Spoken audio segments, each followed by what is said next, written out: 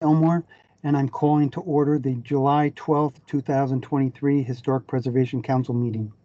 With me this morning are the following council members: Beth Ackley, Vincenzia Ducier, Beth Burgess, Marguerite Carnell, myself, and Sarah Sportman. We have a quorum, so we'll get started. The following is the Historic Preservation Council's format and review of public comment procedures. Given the online format of today's meeting, and for those who are visitors today, I want to review and explain our procedures. The order of presentation.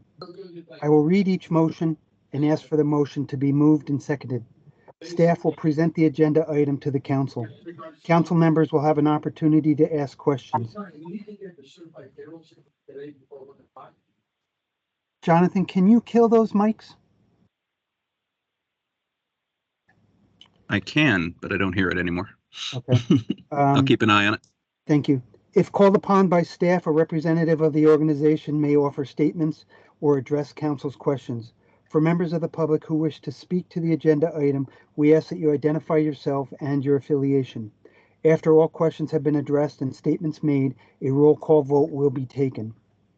If members of the public have letters and/or written statements they wish to submit for the record, please email them to Jonathan Kinney. His email address is jonathan.kinney@ct.gov. The Historic Preservation Council takes statements from members of the public but does not respond to questions. Lastly, please only address the particular agenda item being addressed at that time. The following is the Historic Preservation Council's policy regarding conflicts of interest. The Historic Preservation Council votes on matters which provide leadership, service, and economic benefits to property owners, consultants, local governments, and not-for-profit organizations. Given this responsibility and to maintain the highest professional standards in the discharge of our duties, it is important to maintain a strong code of ethics for all council members and department employees. In order to avoid possible violations of the Department of Economic and Community Development ethics statement, it is necessary for the council to be aware of any situations in which there is a real, potential, or apparent conflict of interest involving anyone here. A conflict of interest may occur when a public official's participation in agency matters results in personal financial gain. All council and staff have been provided with a copy of the Department of Economic and Community Development's ethics statement and governing state statutes. Having reviewed them in today's agenda, members of the council and staff are now asked to disclose any affiliation with entities or projects that may create a conflict of interest as defined by agency policy and pursuant to Connecticut General Statute 1-79 through 1-89 entitled Code of Ethics for Public Officials. Once disclosed, the members or staff may recuse themselves from that particular agenda item. Having read this statement, are there any council or staff members that would like to disclose a conflict of interest to any of the items on today's agenda?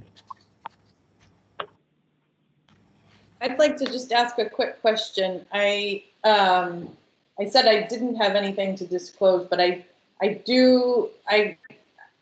been working with the Denison Society, the first action item, but on the design side, the building side, nothing related to any kind of archaeological projects. Would that be better for me to recuse myself from that? Yes, I think so. Jonathan, which means can you call Sarah?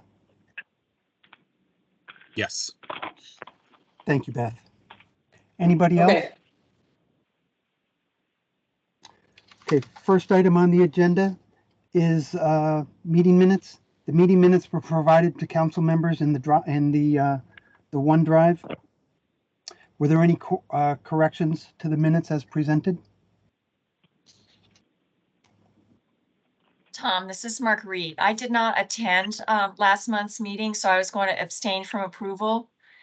Do you have enough people to approve today, or can we postpone till next month if not? No, we have enough because I can vote. Okay. Any additions or corrections for Jonathan on the minutes that were submitted? Hearing none, may I have a motion to approve the minutes as submitted? So moved. Beth Burgess. And a second? Marguerite, second. Marguerite, you can't.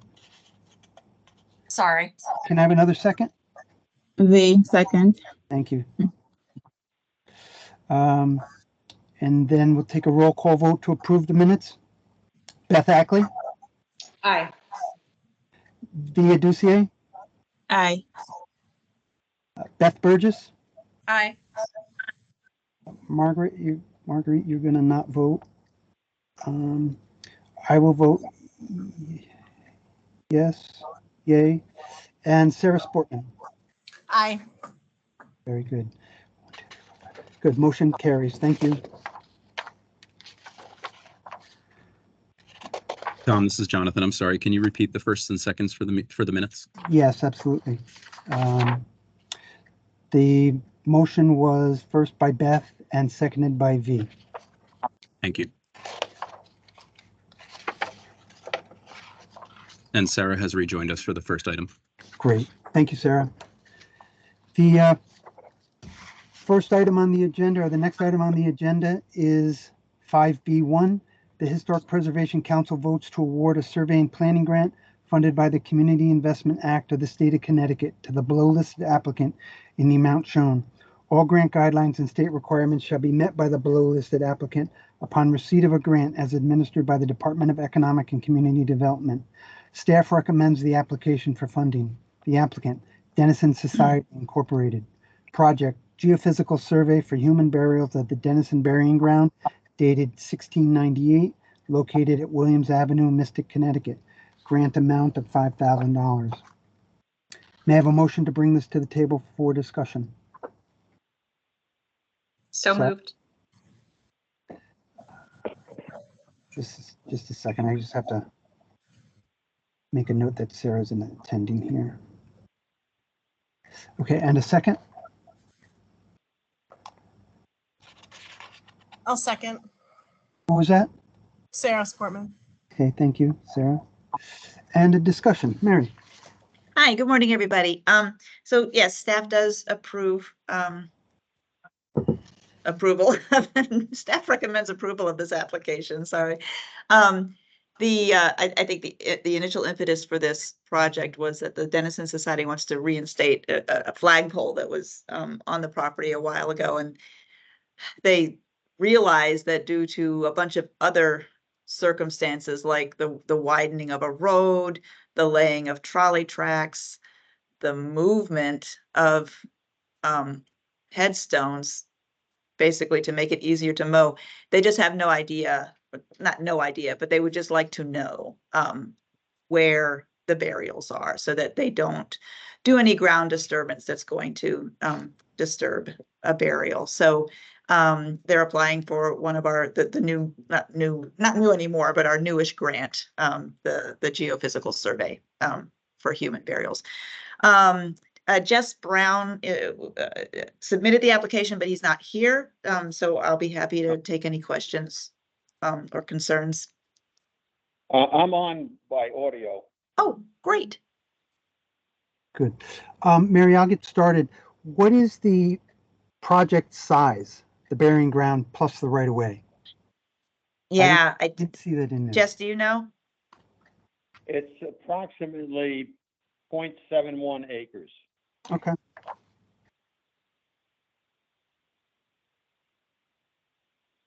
Great, thank you. Any other questions or comments from council members? All right, seeing none, hearing none, we'll take a roll call vote to approve the application. Beth Ackley? Oh, wait a second. She just recused. Via Ducier? Aye. Beth Burgess? Aye. Marguerite Carnell? Aye. I will abstain. Sarah Nelson Aye. and Sarah Sportman. Aye. Very good. Motion carries. Okay. Thank you. Thank you.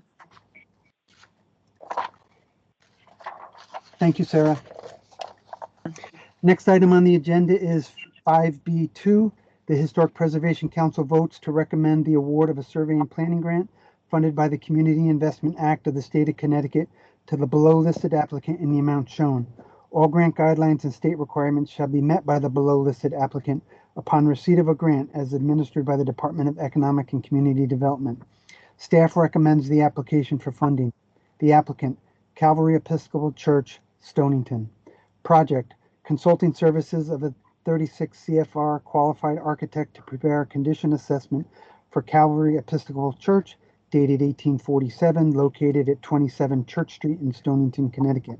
Grant amount of $10,000. May I have a motion to move this to the table for discussion? Marguerite, so moved. And a second? Beth Burgess. Very good. Thank you. Thanks. So staff recommends approval of this application as well. The funding ask is a little low, so I did confirm with the applicant that if the bids come in, higher than the 10,000 match that they've already committed, would they be able to make up the difference? And yes, they will. Juliet Hodge submitted the application, but I don't believe she's on the call. So I I'm can here. take any. Oh, great. Boy, I don't, I'm not finding people, but that's great, Juliet. So if you have any questions or concerns that I cannot answer, hopefully she can. So. All right, great. Thank you. Council members, questions, comments, concerns? I had a question. Sure, Dee, go ahead. I think it's the same question that came up just now. It seems like from the pictures, it's an extensive amount of work to be done. What is this to the extent of the grant? What exactly is it doing? Is it just making a preliminary assessment, or is it going in depth with plans and specification? Because I Yeah. thought the number seems low as well. Right. There won't be plans and specifications under this funding, partially because of the funding, the small amount, but also it's going to be a preliminary assessment, which will probably target some of the focus issues that they already are seeing. But there won't be plans and specs yet. They will probably come in for a subsequent grant for that, however.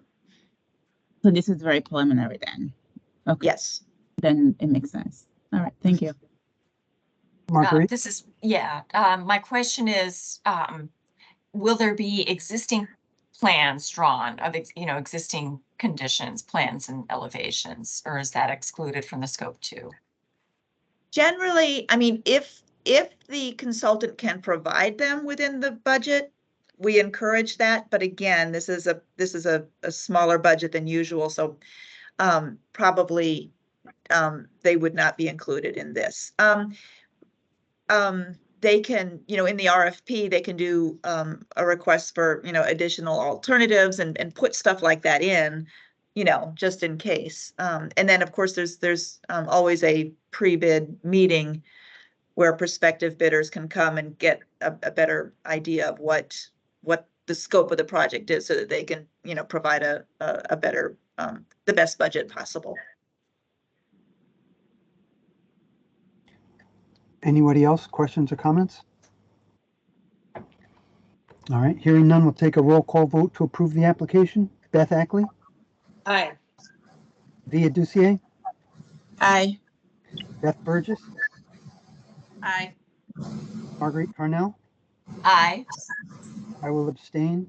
And Sarah Sportman. Aye. Aye. Very good. Motion carries. Thank you.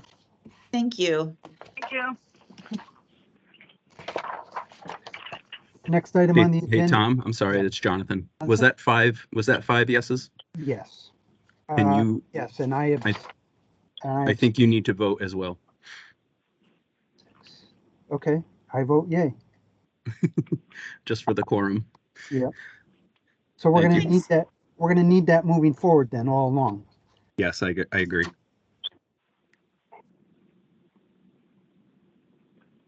Just because we're a little low on council members today. So do we need to go back and redo the vote for Dennison? Because it was 5 and 1. I can change your vote to an aye if you'd like me to. Yes, let's do that. Okay. Is everybody okay with that informal change? Yes. Okay.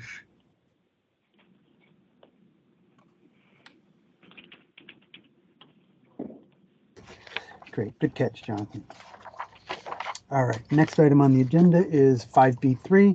The Historic Preservation Council votes to award a Historic Restoration Fund grant funded by the Community Investment Act of the State of Connecticut to the below listed applicant in the amount shown. All grant guidelines and state requirements shall be met by the below listed applicant upon receipt of a grant as administered by the Department of Economic and Community Development. Staff recommends the application for funding. Applicant, North Congregational Church of Woodbury, Inc., located at 11 Main Street North in Woodbury, Connecticut. Project, Historic Restoration Fund, creation of an accessible bathroom. Grant amount of $22,334.50. May I have a motion to bring this to the table for discussion? Beth Burgess, thank you very much. And a second. Via second. Don't dilly-dally, I'll call your name. Okay. Aaron, is this you? Yes, it is. Thank you. We're ready. Okay, great. So this project was originally presented to council as a cost increase, but because the scope of the work was different than the original grant request, the first grant was closed out and a new application was required. So council did review the majority of this information, which is why it might seem familiar. So I just wanted to let you know that. The ADA bathroom will be off the foyer closest to the kindergarten, as you can see in the drawings, and will not impact the sanctuary space or historic features. So it might look familiar. And Steve Lewis is on the call again for us. So. Great. Steve, thank you for coming back. Any questions or comments from council members? All right, thank you. I had a quick question. Are the fixtures included in the budget? There was a page where you just listed the fixtures separately. Are those numbers included? Yeah, those. That is the total cost. Originally, the builder broke it out for us because some of the trustees wanted to see if maybe we could lower the cost by having individuals within the congregation purchase the appliances. But it didn't work out that way. So that is a total cost now. Fixtures included. Okay. Thanks. Steve, can I ask you a question? How old is your estimate? The estimate is beginning. Oh, good question. I want to say it's probably March, but he'll hold to it. He's going to hold to it. They've Okay. committed to stick with that cost. All right. Yeah. Great. Yeah. Thank you. Any other questions or comments from council members? Steve, I have a quick question too. It doesn't look like you're anticipating any structural work. Is that right with this? The only structural work is, well, it's non-structural, actually. What we're doing is we're taking the old existing men's bathroom that was put in as near as we can figure in the early 60s, and they elevated the floor for whatever reason. So we're taking the back half of that men's bathroom and dropping the floor. It's about an 18-inch drop, which will bring it right to the foyer level where the sanctuary is. So it's not structural per se. There's no walls or anything that have to be removed. So it's really removing that section of a false floor. Mm-hmm. Okay. But you'll be on top of it in case there is something structural hidden in there when they open it up. Oh, absolutely. Absolutely. And fortunately, we have Hugh Sullivan, who is a historic architect, and he is just terrific. He's just a great, he has a love for old buildings. And so he's really worked with us well on this. Awesome. So okay. We'll make him the bad guy.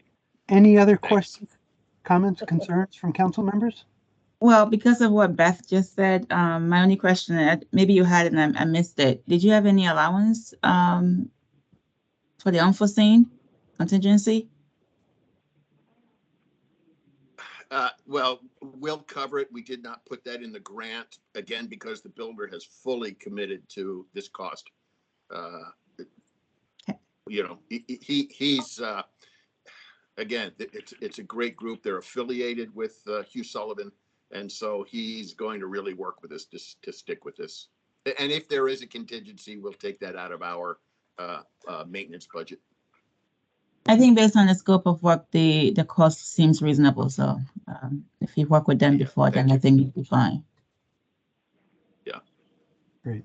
Any other questions or comments, concerns from council members? Hearing none, we'll take a roll call vote to approve the application. Beth Ackley, Aye. Via Ducier, Aye. Beth Burgess, Aye. Marguerite Carnell. Aye. I will vote aye. And Sarah Sportman. Aye. Very good. Motion carries. Thank you. Steve, thank you for coming Thank back. you. Thank you, Aaron. Next item on the agenda is 5B4. The Historic Preservation Council votes to award a Historic Restoration Fund grant funded by the Community Investment Act of the State of Connecticut to the below listed applicant in the amount shown.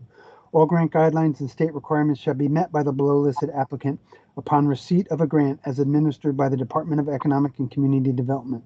Staff recommends the application for funding. Applicant, Wood Memorial Library, South Windsor, Connecticut.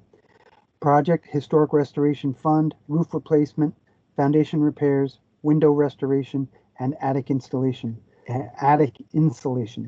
Grant amount $194,473.30. May I have a motion to bring this to the table for discussion? Don't move, Tom. So you were gonna call me anyway, right? I pass it around, but that works. Marguerite, second. Thank you. All right, Aaron? Thank you.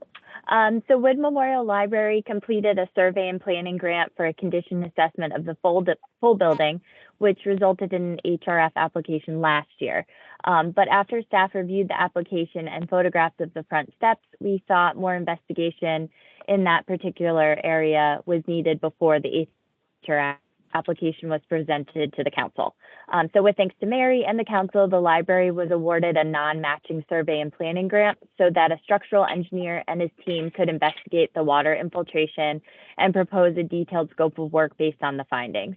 The scope of work and schedule has been carefully coordinated to ensure all moving parts and with town grant funding can come together before it expires. So this is a time-sensitive project. And that's my report. Aaron, I have a quick question to start this off. When this was in front of us last time, we talked about the water infiltration around the building through the wall, through the structure. Did the last grant allow for any investigation of that? Do you know? Yep. So that was what the non-matching grant was for. It targeted just that. So it looked at the drainage and the steps. Sorry. Oh. Yep. The foundation, the drainage. I'm forgetting one other detail. That's okay. Maybe the gutters. But yes, it looked at all of that. All right, great. That was my one question. Any other questions from council members or concerns? I have a question about the color of the slate. Just wondering how it will compare to the existing roof. So Jess, do you want to take that one? I believe that they were able to find matching slate, right? Yes, hi, everybody. We are, the roof will have Vermont slate matching. There's 3 different colors that are used. So we're hoping to retain some of the slates. One of the 2 bids, the estimates that we got was not certain that they could retain any of the slates since the decking is concrete, and they felt that it was going to be really difficult to remove the slates intact from that. But in any case, whatever's there would be matched. Yeah. Mm-hmm. Thank you. Any other questions? I have a question too. It might be in there and I just missed it, but what's the plan for insulating the roof? Is that at the attic level or between rafters or? Yeah, it would be on the floor of the attic. On the floor of the attic, okay, okay. And I know. Beth, you just broke up. Oh, she's frozen. Beth, you're all frozen. It really more has to do with if you're checking loads and existing capacity of structures, having potentially more snow load on the roof once you insulate, and just verifying that the roof can take that. I'm assuming that he's checked that.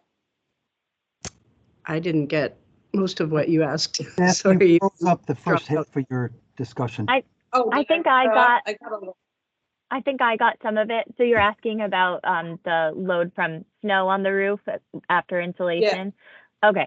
So I do believe that the structural engineer did make note of that in one of his reports. I would have to pull it up, but I think it might have also been in one of the roofing quotes. They might have alluded to it as well. So it has been something that they considered.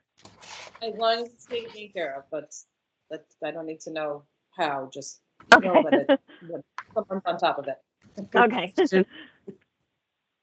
Any other questions or comments from council members?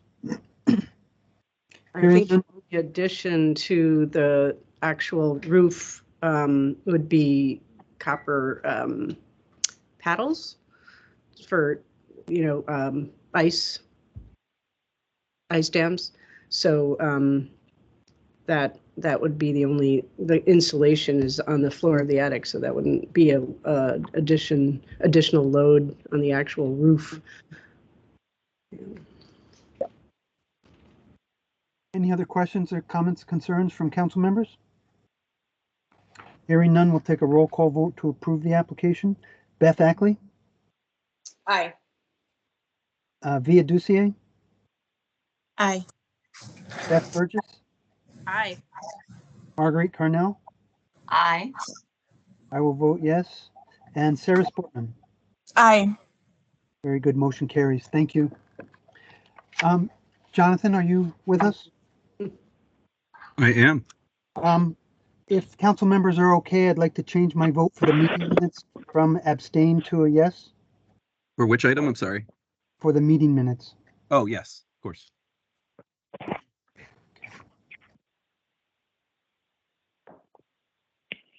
Okay.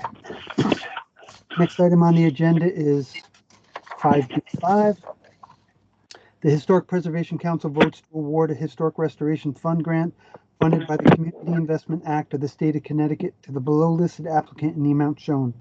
All grant guidelines and state requirements shall be met by the below listed applicant upon receipt of a grant as administered by the Department of Economic and Community Development. Staff recommends the application for funding. The applicant, First Congregational Church of Madison, located at 26 Meeting House Lane, Madison, Connecticut. Project, Historic Restoration Fund, boiler replacement, chimney removal, and repairs and painting where chimney was removed. Grant amount, $68,240. May I have a motion to bring this to the table for discussion? Marguerite, Beth, so moved. Beth, you're on the left side of my screen, so I go from left to right. Sorry, who gave the motion? Marguerite? I did. And the second? VI second. All right, very good. Thank you. Erin, you're up. Thanks. So First Congregational Church in Madison completed a survey and planning grant for a condition assessment of the full building. This HRF application is the result of the findings of the assessment, which noted the chimney and furnace as priority issues to be addressed. The church hired the architectural firm, it was Kroski, and an additional engineer to investigate and produce bid documents relating to the heating systems and thermal upgrades. So you have those included. The oil boiler is cracked and the non-historic chimney is in poor condition. So the new propane furnace will meet the church's needs, hopefully before the next heating season. Great, thank you, Erin. Questions, comments, concerns from council members? No? Okay, hearing none, we'll take a roll call vote to approve the application. Beth Ackley?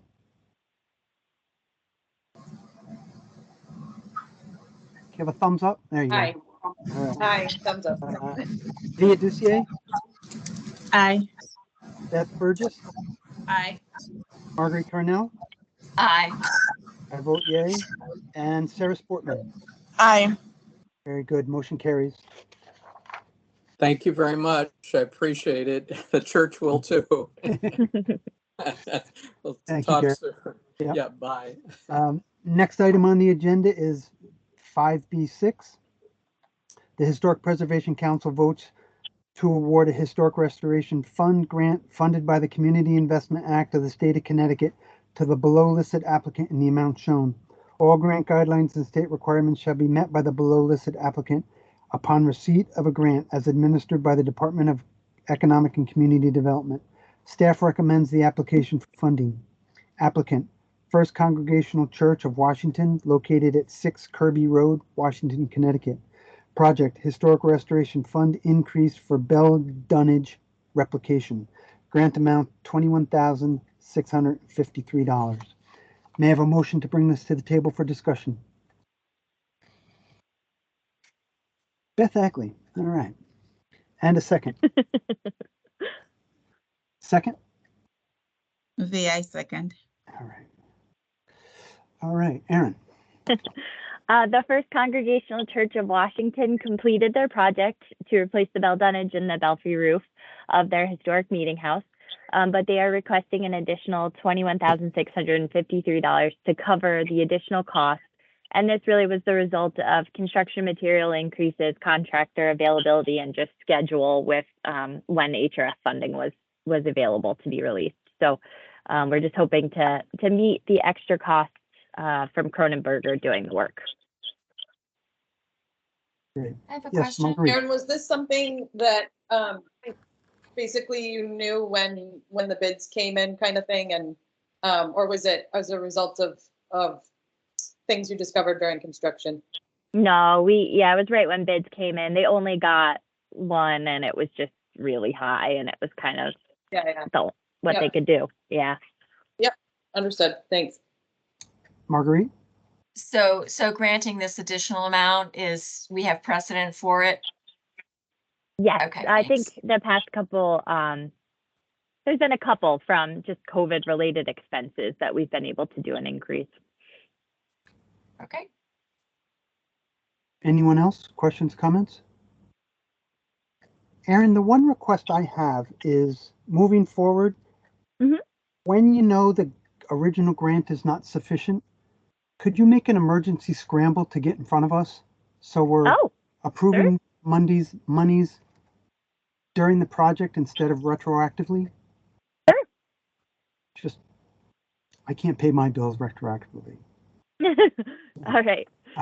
It would make me feel more comfortable, and I think it Right. would keep everything on line items easier. So I have no problem having them come back in. It's just a year later or how much later. So that was it for me. Any other questions or comments from council members? All right, hearing none, we'll take a roll call vote to approve the application. Beth Ackley? Aye. Via Ducier? Aye. Beth Burgess? Aye. Marguerite Carnell? Aye. I vote aye. And Sarah Sportman? Aye. Very good, motion carries.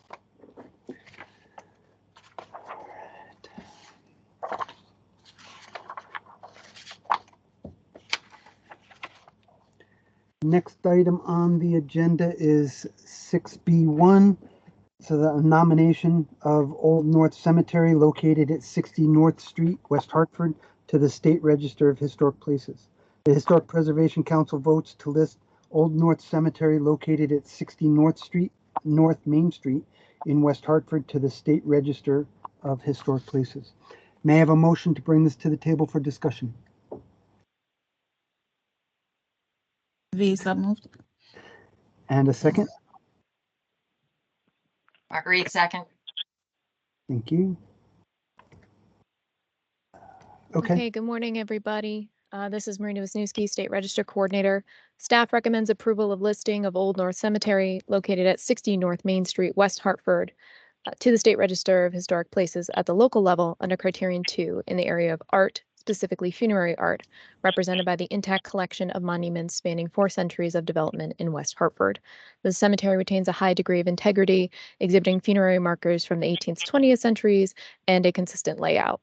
Caleb Lincoln, author of the nomination, is here to help me answer any questions. Also, who should be here. I had a lot of support from this nomination from several institutions in the town of West Hartford and the town itself. You also saw in your packet that you had a letter of support from the mayor. But Jeffrey Mainville, I believe, from the Noah Webster House should be here. Dr. Matthew Warshauer from Central Connecticut State University wanted to be here, but I believe he had a class at 10 o'clock, so he was not able to stay on, but he did voice his support for the nomination. Great, thank you. Questions, comments, concerns from council members? Okay, I thought this was a strong nomination. I thought it was good. It was very good. I liked it from a landscape point of view. Anyone else? Questions, comments, concerns? Okay, take a roll call vote to approve the application. Beth Ackley, Aye. Via Ducier. V, are you still with us? She's Oh, muted, but thumbs up. Okay, got it. Beth Burgess, Aye. Marguerite Carnell. aye. I vote yes. And Sarah Sportman. Aye. Very good. Motion carries. Thank you very much.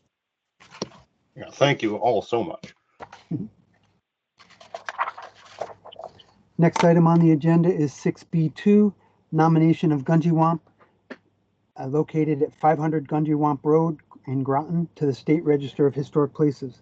The Historic Preservation Council votes to list Gunjiwamp located at 500 Gunjiwamp Road, Groton, to the State Register of Historic Places. May I have a motion to bring this to the table for discussion? Marguerite, so moved. And a second? V, second. Thank you. Okay. Thank you. Staff recommends approval of listing for Gunjiwamp located at 500 Gunjiwamp Road, Groton, under Criterion 1 at the state level as one of the more complex, enigmatic, and significant cultural landscapes in Connecticut, and under Criterion 3 at the state level for its likely potential to yield information important to the Indigenous and European use of the landscape. Dr. Kevin McBride, author of the nomination, is here to help me answer any questions, as is Kathy Labadia and Corey Atkinson from our office. Tom Tyler, the Director of State Parks at the Department of Energy and Environmental Protection, who owns the property. And I also is here, as well as I believe Dabnett Conway from the Denison Pequot Nature Center is also here in their support of the nomination. Great, thank you. Council members, questions, comments, concerns?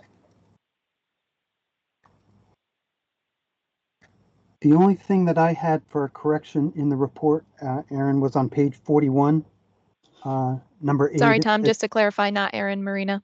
I'm sorry, Marina. That's okay. Thank you. Page 41, number 8, statement of significance. It's criteria 1 and 3. I saw that. As I just saw it. Thank you, Tom. Yep. Anything else from anyone? Another very strong nomination, Yeah. I thought, and fascinating property. Dr. McBride, I have a question for you. You mentioned that your report is, or this nomination was created from your report. Is your it's a two-part question. Is your report available for us to look at? And how is it different from this? It's not available to look at yet.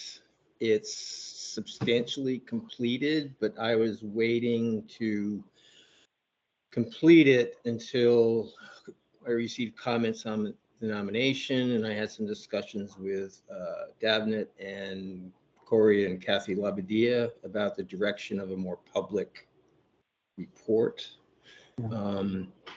And as it turns out, I mean, my original plan was to keep the nomination brief. Sorry, it wasn't.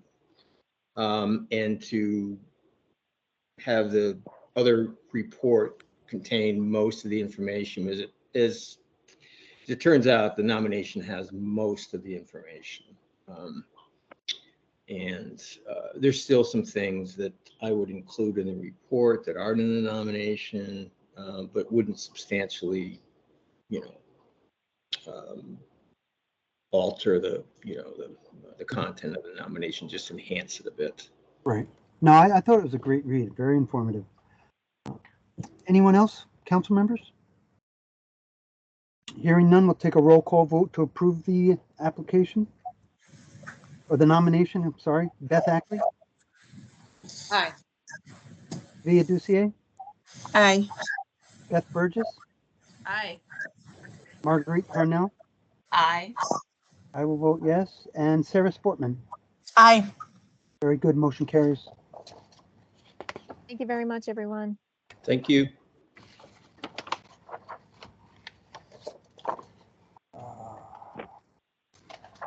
Next up on the agenda is 8B1. The Connecticut Historic Preservation Council votes to establish Gunjiwamp located within state-owned lands in Groton as a state archaeological preserve pursuant to Connecticut General Statute Section 10-384. May I have a motion to move this to the table for discussion?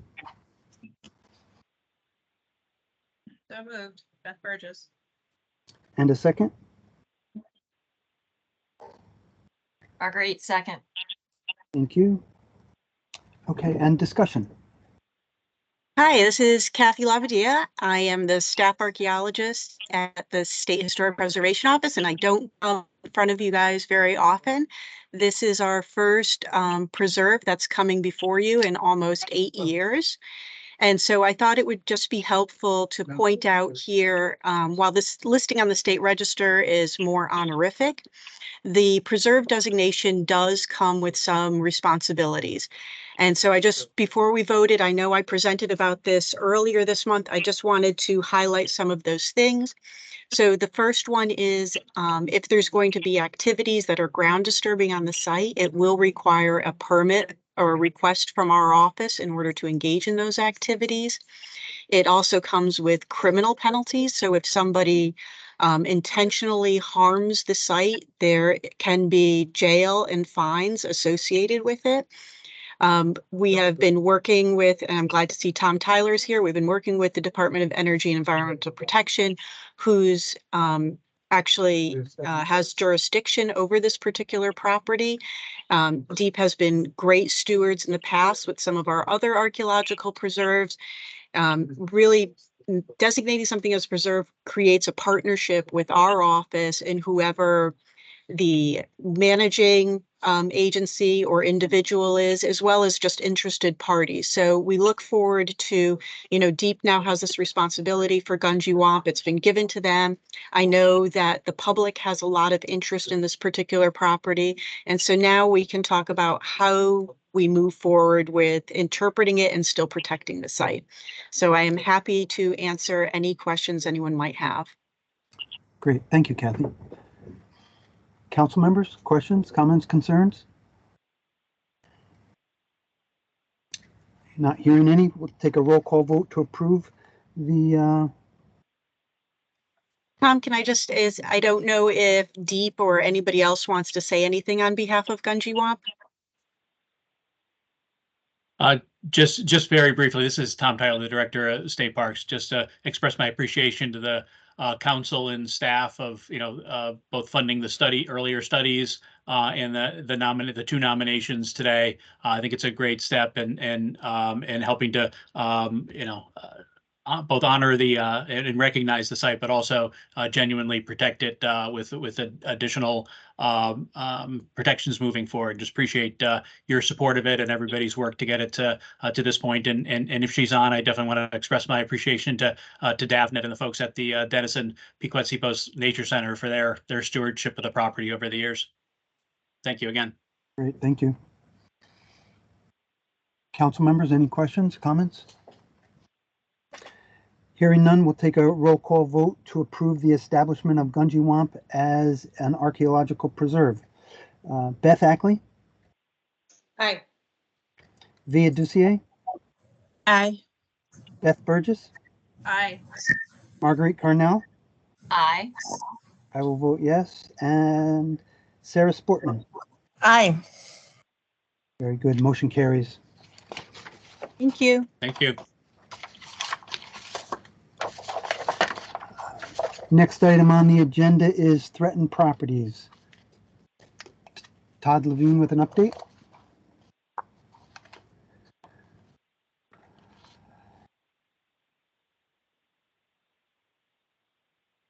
Hi, folks. I'm Todd Levine. I'm the SEPA, Connecticut Environmental Protection Act liaison with the OAG. I only have a brief update on our current potential SEPA case, which has to do with the Hartford Deborah Chapel. As you may remember, there's been a temporary injunction that the OAG requested and was granted that runs through September to come to a prudent and feasible alternative for the proposed demolition of the Deborah Chapel. Unfortunately, the legal counsel from the owners refused to negotiate and have requested clarification on the status of the national parks, the National Register status of the Deborah Chapel. So Jenny Schofield last week had formally requested the National Park Service make a determination on whether or not it is indeed listed, because there is a discrepancy in some language between the 1979 nomination and the 1984 amendment. So we've sought the federal official determination on whether it is listed or not. So more to come on that when we get it, but that's about all that's going on at the moment. Thanks. Great, Todd. Thank you. Next on the agenda is a report on State Historic Preservation Office. Jonathan Kinney. Hi, good morning, everyone. Jonathan Kinney with the State Historic Preservation Office. I have three quick things I wanted to chat about with you today. The first is I wanted to take this opportunity to introduce Deanna Rhodes to the council and staff.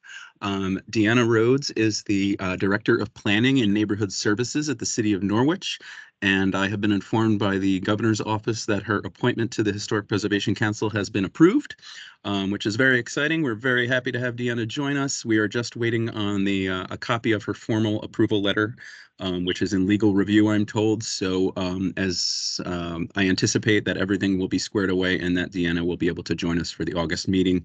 So just take a minute and welcome Deanna. And Deanna, did you want to say anything? I just want to say thank you, and I'm thrilled to be working with you and doing great work that you do. So thank you so much, and I'm looking forward to being a member. Thank you, Deanna. Welcome. Welcome. Yeah. We're looking forward to having you join us and to working with you. The next thing I wanted to chat about was something I had mentioned at a couple previous council meetings, which is our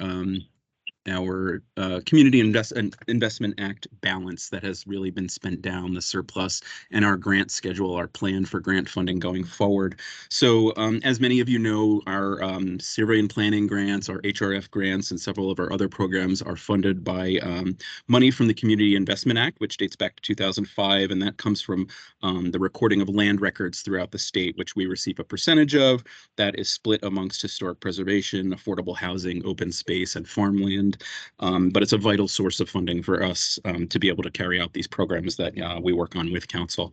So as I mentioned earlier this year, between 2020 and 22, the transaction rates and the funding that was coming into this to the SHPO allowed us to sort of build up a surplus over that time period. And what we've done since that time is we have really worked hard, and I know council has worked hard to spend that surplus down. And since March of 2000, we have funded over 64 HRF programs and with over $5 million of CIA funding. We've also funded a lot of survey and planning grants. So what we've done is spent that spent that surplus down, and now we're in a position where we need to be a little bit more conservative, as I've said. So we have a plan going forward, which I've mentioned briefly, but I wanted to go into a little bit more detail with you on what we're proposing and what we see the next year looking like as far as funding goes. So as far as survey and planning grants go, we do not anticipate accepting any new applications until at least the beginning of 2024. We do have a lot of applications in the hopper right now, and Mary has informed me that she will have survey and planning applications on the August agenda. We will probably have our operating support grants for our partner organizations, as well as the Circuit Rider program application for Preservation Connecticut. We anticipate on the October agenda. And then there may be some applications that have already been received that we will be working on throughout the remainder of this year, but we anticipate not accepting any new ones until 2024. Over to the HRF, we're restructuring that program a little bit, and these are our capital grants, which you know. So we expect that we are going to not have a new round of HRF until spring of 2024. Beginning next year, we're going to budget $1.5 million to that program going forward. So we'll have a set amount of funding that we anticipate awarding. And that will carry us, let me see. Okay, so we have over 20 projects in the HRF hopper right now that we've already got in the office, and they will be on the agendas going forward as we work to award those a few at a time for probably the next 6 to 8 months, actually probably the next year. But they have all been accounted for in our budgeting for the remainder of this period. But what we're looking at right now is accepting letters of intent in March of 2024 for the next round. Applications will be due in October of 2024, and then we are looking at potential awards in the spring of 2025.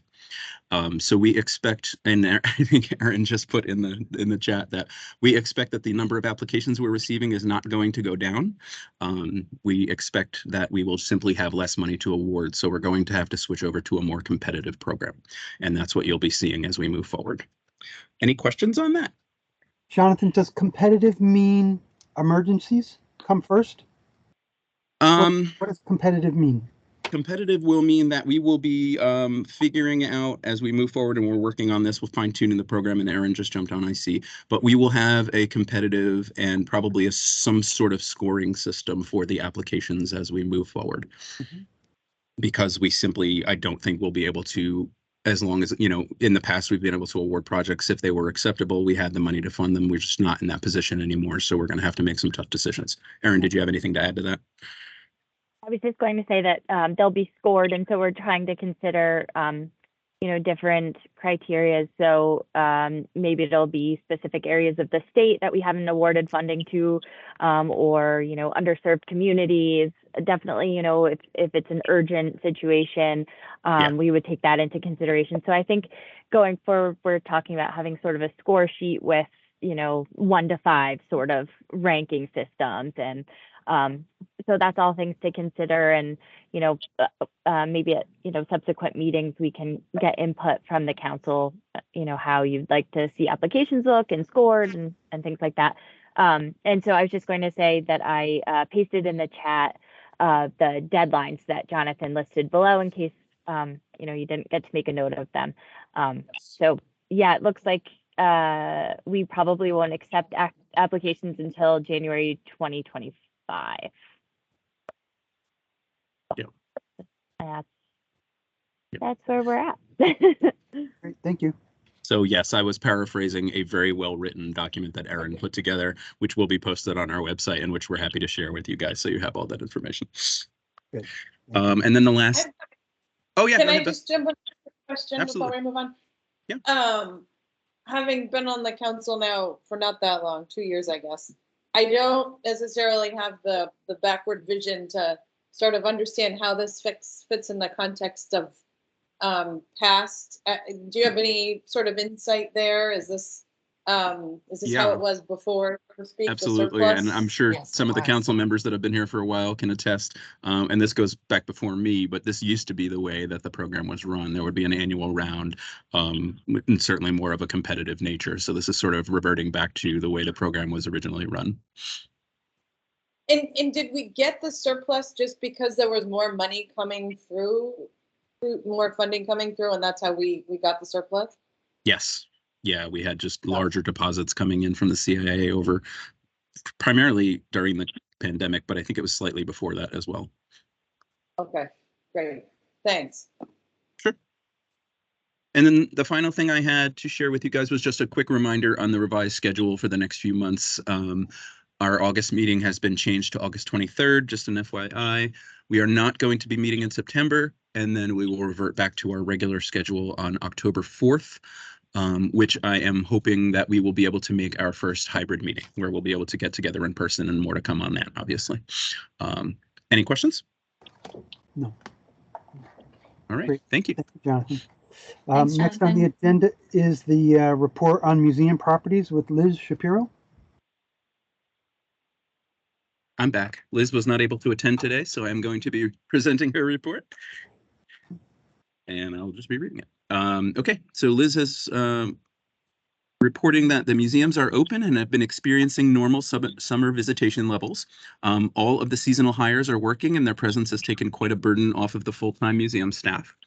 The summer staff are devoting attention to new exhibits, programs, and visitor services at each museum, but staff is continuing to hone the museum collections policy to meet the operational needs of the sites, and they've been receiving small donations to the museums which meet the collection scope. Just a quick note at each of the museums. At Old Newgate, just when you think you have a path forward for the stabilization of the cell block, the consultants bring in a geologist, engineer, and everything changes. We've had to go back to the drawing board as a result of our request to bring in an engineer with specialized knowledge of these types of stabilization projects. Unfortunately, his report indicates that the first solutions proposed by contractor GNCB will not work, and we continue to meet to discuss next steps. Meanwhile, curator Morgan Bengal is continuing with a full plan of summer programming, including the Mineral and Gem Show, various reenactments, and the Halloween pumpkins in the mine. They are working on getting electricity to the prison yard to facilitate evening programs as well. At the Eric Sloan Museum, last weekend, the museum hosted 6 high school students for a program hosted by the Friends of the Museum. All of the students were Kent locals, which was great. This was a program on meteorology and the study of clouds. In upcoming programs, they have an adult hewing class on July 15th and kids intro to plumbing on July 29th. And they're getting full registration for these hands-on learning experiences. At the Henry Whitfield Museum, the summer archaeology students from Southern Connecticut State University have started, and things are going really well. Their exhibit in the visitor center, curated by past students on the archaeological digs and their findings, is not quite complete, but it's looking really good. It was supposed to be ready by July 1st, but it's a student exhibit, so we're giving them some grace. Michelle Parrish, curator, has been busy planning this year's Welcome Fest, as well as moving ahead with contracting for the restoration work that will be done at Whitfield this year. At the Prudence Crandall Museum, final edits and designs on the pop-up exhibit for the museums are complete. We expect to have those in the museum by the end of August. Curator Joni DiMartino is working to plan this year's grand reopening in conjunction with a symposium on new Crandall scholarship tentatively scheduled for November 3rd and 4th. The seasonals at the museum have been trained to give the new tour experience and are working with Joni to create a visitor experience specifically designed for families with children under 10. And as a final reminder, for those of you who are not aware, the Connecticut Summer at the Museums program returns this summer, now through Labor Day. This is a program where young people 18 and under with one adult get free entry to participating museums throughout the duration of the program. This year's program is funded through this year's legislative appropriation of $10 million, in addition to funds remaining from the past 2 years of the program. All 4 museums are participants, and this is a program close to Liz's heart because it was devised as a partnership between DECD, Office of the Arts, and Connecticut Humanities. You can find out more about the program at ctvisit.com. Liz is always happy to answer questions or to host any of you at the museums. Thank you. Great, thank you, Jonathan. We don't have anything for new business. Next item on the agenda is liaison with public and private agencies. Is Jane Montanaro with us? Hi, good morning, everybody. Hi, Jane. Two updates from Preservation Connecticut. This week is a busy week. we have staff members of our office going across the street to our partners, the Eli Whitney Museum and Workshop. We're participating for the second year in a summer camp program over there, working with children 9 to 12 years old. They're exploring the site and history of the National District site there with, the armory, the mill, the boarding house. They're building a model of a working grist mill. They're using the mechanisms of a grist mill to do pottery. They're doing some archaeology on the site.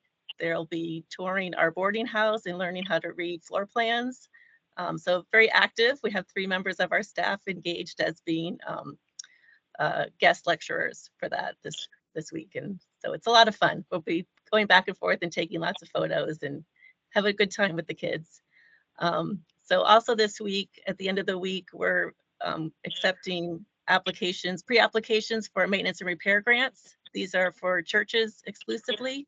$15,000 is the top level of the award, and it's a very competitive program. So if you have any folks that would like to apply for that, please get those pre-apps in. And that's all from Preservation Connecticut. Thank you. Great, thank you, Jane. Moving on, I guess the next thing is our next meeting is not regularly scheduled, but rescheduled to Wednesday, August 23rd. As Jonathan said, there'll be no meeting in September and getting back to the regular schedule in October. So the final item is a motion to adjourn today's meeting. I'm not going to be shy. So moved. I will second that. All It's Beth right. Burgess. Thank you. All right, everybody. Have a great summer. Thank you, everyone. Thanks, you too. Bye. Bye, everybody. Have a good day, everyone.